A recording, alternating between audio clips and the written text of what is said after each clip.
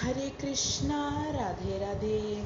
नमस्कार मेरे प्यारे दर्शकों, आप सभी का स्वागत है मेरे YouTube चैनल आसान पूजा में, जहाँ हम बात करते हैं हर तरह के पूजा की आसान विधियों के बारे में और कुछ रोचक कथाओं के बारे में। तो दर्शकों, जैसे कि आप जानते हैं कि सावन का पवित्र महीना चल रहा है, तो हमने सोचा कि इस पवित्र महीने में हम भगवान शिव से जुड़ी हुई कुछ बेहद रोचक कथाएं आपको सुनाएंगे। तो इसी क्रम में आज हम आपके सामने दूसरी वीडियो ला रहे हैं। तो चलिए वीडियो को शुरू करते हैं।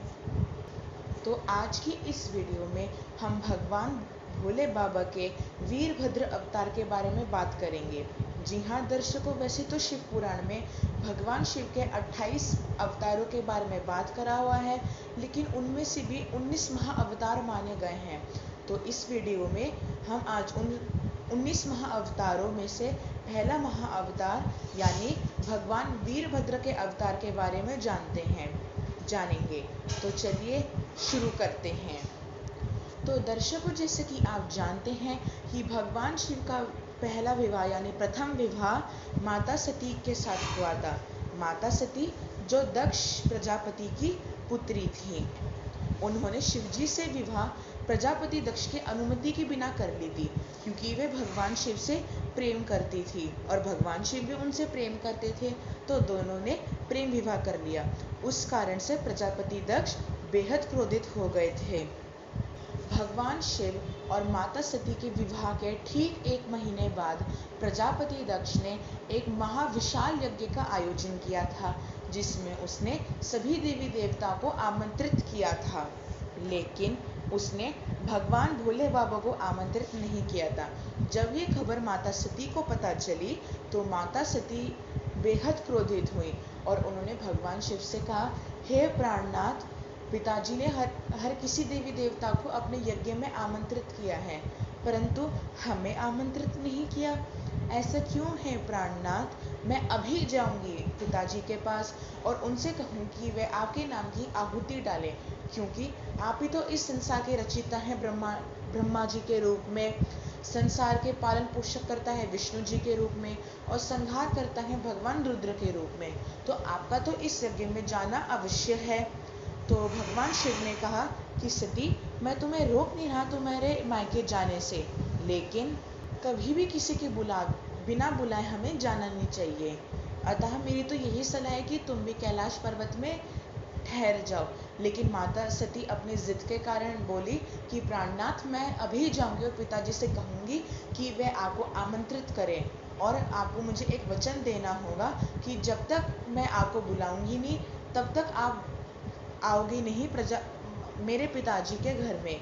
आपको ये वचन देना होगा। तो भगवान शिव ने माता सती को वचन दे दिया और माता सती चली गई प्रजापति दक्ष के महल में। वहाँ पर बेहद विशाल यज्ञ का आयोजन हो रहा था। सभी देवी देवता, ब्रह्मा जी, विष्णु जी, लक्ष्मी जी, सरस्वती, हर देवी देवता, पंचतत्व, हर देवी देवता उस यज्ञ में शामिल हुए, परंतु भगवान शिव के लिए ना तो स्थान था, ना उनके लिए यज्ञ में एक आहुति तक दी गई थी। इससे माता सती को बेहद क्रोध आया था और माता सती के साथ नंदी जी को भी बड़ा क्रोध आया था। तो माता सती ने कहा, हे पिताजी, आपने भगवान शिव को आमंत्रित नहीं किया, उसे मुझ पर कोई आपत्ति नहीं, परंतु आपको कम से कम उनके नाम की एक आहुति तो अवश्य डालनी चाहिए। उससे प्रजापति दक्ष अत्यंत क्रोधित हो गए और उन्होंने बोला, हे मूर्ख स्त्री, ना मैं तेरा पिता हूँ ना तो मेरे पुत्री। जिस दिन से तूने उस पाखंडी शिव से विवाह कर लिया था, उसी दिन मैंने तुझे अपनी पुत्री मानने से स्वीकार कर लिया था। तुम मेरे लिए मर चुकी हो। और भगवान शिव का ना जाने किन किन प्रकारों से उनका अपमान किया। तो सर्वप्रथम पहले नंदी जी ने प्रजापति दक्ष पे हमला किया, जिससे प्रजापति दक्ष बच गया।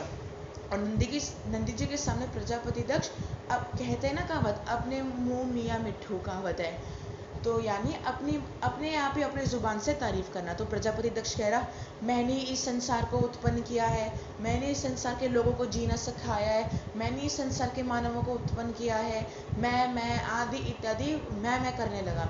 तो नंदी जी इससे अत्यधिक क्रोधित हुए और नंदी जी ने श्राप दिया कि तू बकरे की तरह मैं कर रहा है, तो मैं तुझे श्राप देता हूँ कि तेरा सर बकरे का हो जाए। और वहां से नंदी जी प्रस्थान कर गए।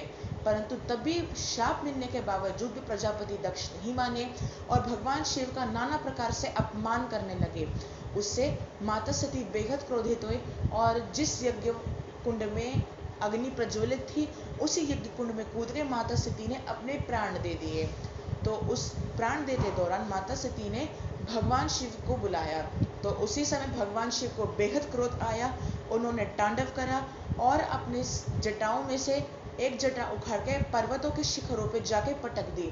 तो जो जटा है उस जटा के पूर्व भाग से भयंकर भगवान वीरभद्र भगवान का प्राकट्य हुआ और वे प्रजापति दक्ष के महल गए, उनका संहार किया, उनका सर काटा।